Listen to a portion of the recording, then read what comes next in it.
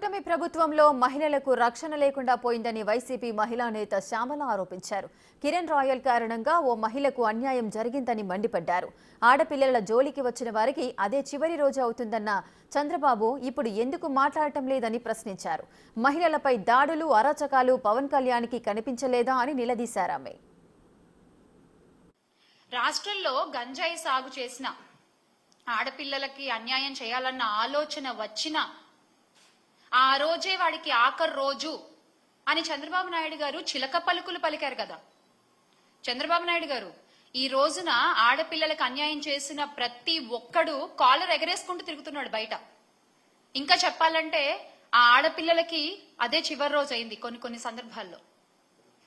దానికి మీరు ఇచ్చే సమాధానం ఏంటండి? దానికి మీరు ఇచ్చే సమాధానం ఏంటి?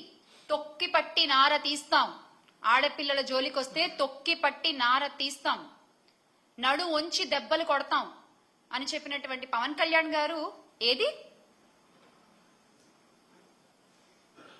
తొక్కలేదు, నారాలేదు. మహిళలకు అన్యాయం చేయడం ఒక రాయల్టీగా ఫీల్ అవుతున్నారు జనాలు. మహిళలకి అన్యాయం చేస్తే ఏం కాదులే అంటే వాళ్ళలో ఒక వణుకు, ఒక భయం అనేది తగ్గిపోయింది. ఎందువల్ల? ఒక కట్టుదిట్టమైన వ్యవస్థ లేకపోవడం వల్ల. గత 5 సంవత్సరాలు ఇలా లేదే.